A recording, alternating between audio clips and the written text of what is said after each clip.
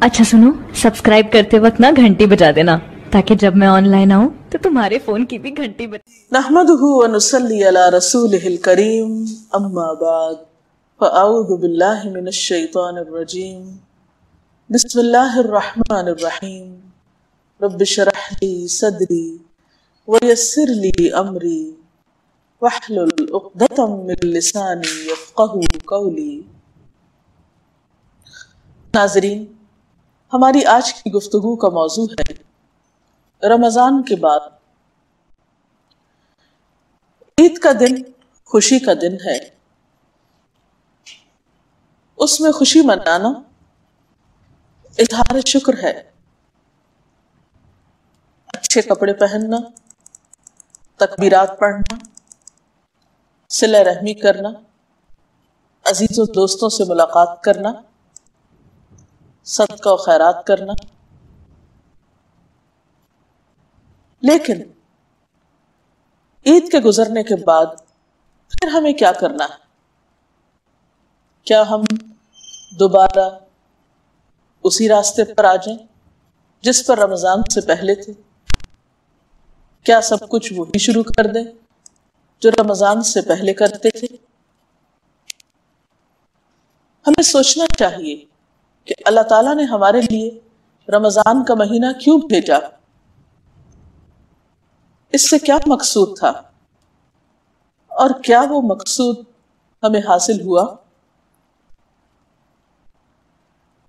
इसीलिए हम देखते हैं कि शेख अब्दुल कादिर जिलानी ईद के आदाब और फजाइल का जिक्र करते हुए कुछ यूं फरमाते हैं कि लैसल ईद लिमन लबिसल जदीद इन्नमल ईद लिमन खाफ बिल वईद। ईद उनकी नहीं जिन्होंने उम्दा लिबास से खुद को आरास्ता किया, ईद तो उनकी है जो खुदा की पकड़ और वईद से डर गए। यानी रमजान में ये एहसास जागुज़ी हो जाना चाहिए हम सब के अंदर कि ईद की खुशियों में भी ये ना भूलें कि जिस तरह रमजान का महीना खत्म हो गया, इसी तरह हमारी जिंदगी भी एक दिन अपने इख्तिताम को पहुंचेगी और फिर आखिरत की जिंदगी का पहला दिन क्या खुशियों का दिन होगा या फिर अल्लाह ताला की नाराजगी का। फिर वो कुछ यूं कहते हैं लैसल ईद लिमन तबख्खर बिल ऊद इन्नमल ईद लिमन ताब वला यऊद। ईद उनकी नहीं जिन्होंने आज बहुत सी खुशियों का इस्तेमाल किया, ईद तो उनकी है जिन्होंने गुनाहों पे तौबा की और इस पे कायम रहे। लैसल ईद लिमन नसबल कुदूर इन्नमल ईद लिमन सअद बिल मक़दूर। ईद उनकी नहीं जिन्होंने आज बहुत सी खुशबुओं का इस्तेमाल किया, ईद तो उनकी है जिन्होंने गुनाहों पे तौबा की और उस पर कायम रहे। लैसल ईद लिमन नसबल कुदूर इन्नमल ईद लिमन सअद बिल मक़दूर। ईद उनकी नहीं जिन्होंने देगें चढ़ाई और बहुत से खाने पकाए, ईद तो उनकी है जिन्होंने नेक बनने की कोशिश की और इस्तिताअत के मुताबिक सआदत हासिल की। लैसल ईद लिमन तज़य्यन बिज़ीनतिद दुनिया इन्नमल ईद लिमन तज़व्वद बिज़ादित तक़वा। ईद उनकी नहीं जो दुनिया की ज़ेबो ज़ीनत के साथ निकले, ईद तो उनकी है जिन्होंने तक़वा और परहेज़गारी का तोशा बनाया। लैसल ईद लिमन रकिबल मताया इन्नमल ईद लिमन तरकल खताया। ईद उनकी नहीं जिन्होंने उम्दा सवारियों पे सवारी की, ईद तो उनकी है जिन्होंने गुनाहों को छोड़ दिया। लैसल ईद लिमन बसतल बिसात इन्नमल ईद लिमन जावज़ अस्सिरात। ईद उनकी नहीं जिन्होंने आला दर्जे के फर्श से अपने घर को आरास्ता किया, ईद तो उनकी है जो पुल सरात से गुजर गए। हजरत अली रज़ी अल्लाह ताला अन्हु को किसी ने देखा कि ईद के दिन खुश्क रोटी खा रहे हैं। देखने वाले ने कहा, ए अबू तुराब, आज तो ईद का दिन है। फरमाया, हमारी ईद उस दिन है जिस दिन कोई गुनाह ना हो। वहब बिन मुनब्बिह को किसी ने ईद के दिन रोते हुए देखा। कहा, हाज़ा यौमुस सुरूरी वज़्ज़ीना, ये तो मुसर्रत और शादमानी का दिन है। हजरत वहब ने फरमाया, ये खुशी का दिन उसके लिए है जिसके रोजे कबूल हो गए। इसलिए रमजान के इख्तिताम पर ہمیں فکر اس بات کی ہونی چاہیے کہ ہماری وہ نیکی قبول ہو جائے، اللہ تعالیٰ کو پسند آ جائے جس کی خاطر ہم نے سب کچھ کیا۔ اس لیے عید کے بعد پھر دوبارہ 6 روزوں کا حکم ہمیں ملتا ہے جنہیں 6 شوال کہا جاتا ہے، یعنی رمضان کے بعد عید اور عید کے بعد پھر دوبارہ کچھ روزے۔ حضرت ابو ایوب انصاری سے روایت ہے کہ رسول اللہ صلی اللہ علیہ وسلم نے فرمایا، جس شخص نے رمضان کے روزے رکھے اور پھر ان کے بعد شوال کے 6 روزے رکھے تو وہ ایسا ہے گویا اس نے ہمیشہ کے روزے رکھے۔ قرآن پاک میں آتا ہے کہ ہر نیکی کا 10 گنا اجر ملتا ہے، تو 30 کو اگر 10 سے ضرب دی جائے تو 300 بنتے ہیں، اور اگر 6 کو 10 سے دی جائے تو 60 بنتے ہیں، تو ایک سال میں تقریباً 360 اسلامی کیلنڈر میں دن ہوتے ہیں۔ تو اس طرح بھی اگر دیکھا جائے تو تقریباً سارا سال ہی انسان پھر روزے سے ہے جو ان 6 روزوں کی بھی پابندی کر لے۔ اس کے علاوہ اگر کسی عذر کی وجہ سے، کسی مجبوری کی وجہ سے رمضان کے کچھ روزے چھوٹ گئے ہوں تو ان کی قضا بھی جلد دے دینی چاہیے۔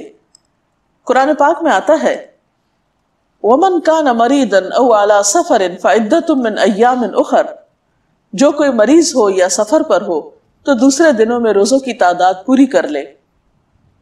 لہذا کوشش یہ کرنی چاہیے کہ عید کے بعد نفلی روزوں سے پہلے فرضی روزے جو چھٹ گئے ہوں وہ ادا کر لیے جائیں۔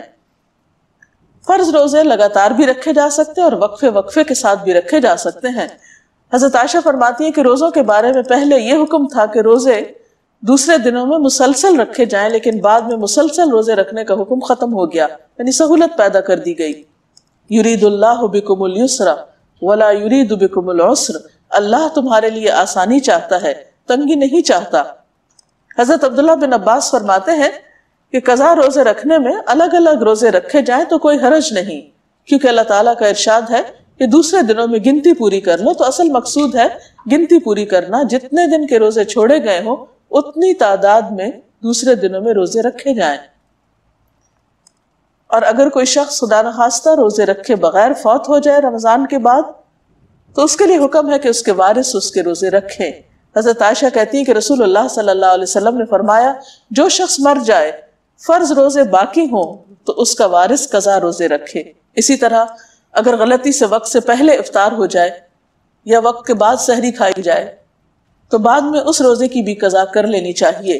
حضرت اسماء بنت ابی بکر کہتی ہیں کہ رسول اللہ صلی اللہ علیہ وسلم کے زمانے میں ایک روز ہم نے بادل کی وجہ سے روزہ پہلے افطار کر لیا، یعنی روزہ افطار کر لیا، بعد میں سورج نکل آیا۔ حدیث کے راوی کہتے ہیں کہ میں نے ہشام سے پوچھا کیا لوگوں کو اس وجہ سے قضا کا حکم دیا گیا تھا، تو ہشام نے جواب دیا قضا کے بغیر کوئی چارہ ہے، یعنی قضا کیا گیا۔ شوال کے روزوں کے علاوہ باقی سال میں بھی نفلی روزوں کا اہتمام کرنا چاہیے۔ اس کے لیے خاص طور پر ذی الحج کا پہلا عشرہ، کیونکہ رمضان کے بعد شوال اور پھر ذی قعدہ اور ذی الحج کا موسم آئے گا۔ اس کے بارے میں رسول اللہ صلی اللہ علیہ وسلم نے فرمایا ذی الحج کا پہلا عشرہ اجر و ثواب کے اعتبار سے بہت مفید ہے۔ حضرت ابن عباس سے روایت ہے کہ رسول اللہ صلی اللہ علیہ وسلم نے فرمایا ذی الحجہ کے ابتدائی 10 دنوں کے مقابلے میں کوئی دوسرے ایام ایسے نہیں جن میں کوئی نیک عمل اللہ تعالیٰ کو ان دنوں سے زیادہ محبوب ہو۔ صحابہ کرام نے عرض کیا یا رسول اللہ صلی اللہ علیہ وسلم کیا جہاد کرنا بھی؟ آپ نے فرمایا جہاد کرنا بھی، سوائے اس مجاہد کے جو اپنی جان اور مال کے ساتھ نکلا پھر کسی چیز کے ساتھ واپس نہیں آیا، یعنی شہید ہو گیا۔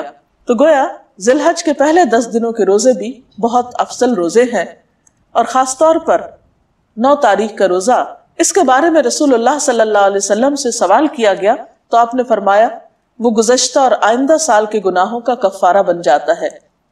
اسی دن پیر کے دن کا روزہ رکھنا یہ بھی نبی صلی اللہ علیہ وسلم کی سنت سے ثابت ہے۔ آپ صلی اللہ علیہ وسلم سے سوموار کے روزے کے بارے میں پوچھا گیا تو آپ نے فرمایا یہ وہ دن ہے جس میں میری ولادت ہوئی، اسی دن میری بعثت ہوئی، اسی دن مجھ پر وحی نازل کی گئی۔ اس کے علاوہ ہر ماہ کے 3 روزے رکھنا پسندیدہ ہے۔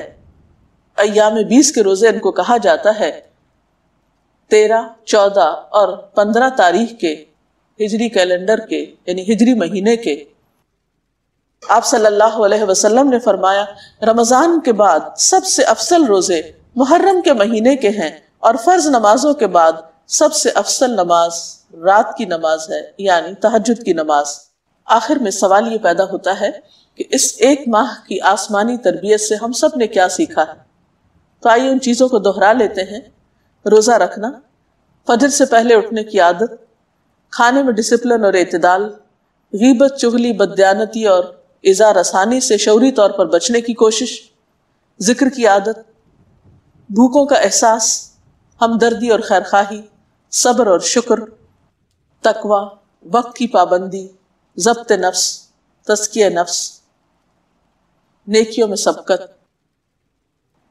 جو کچھ ہم نے اتنی کوشش سے پایا، اب ہماری کوشش یہ ہونی چاہیے کہ ہماری یہ عادات اور یہ نیکیاں ہمارے ساتھ باقی رہیں، آئندہ بھی ہمارے ساتھ برقرار رہیں، کیونکہ آپ صلی اللہ علیہ وسلم نے فرمایا، اے عبداللہ تم فلاں شخص کی طرح نہ ہو جانا کہ وہ رات کو قیام کرتا تھا پھر اس نے رات کی عبادت کو چھوڑ دیا۔ ایک اور جگہ پر آپ صلی اللہ علیہ وسلم سے پوچھا گیا، کون سا عمل اللہ تعالیٰ کو بہت پسند ہے؟ فرمایا، جو ہمیشہ کیا جائے خواہ وہ تھوڑا ہی کیوں نہ ہو۔ اللہ تعالیٰ سے دعا ہے کہ وہ ہماری ان کوششوں کو قبول فرمائے اور ہمیں نیکی کی توفیق آئندہ بھی دیتا رہے۔ وآخر دعوانا ان الحمد للہ رب العالمین۔ اس پروگرام کے ساتھ ہی ہم آپ سے اجازت چاہتے ہیں۔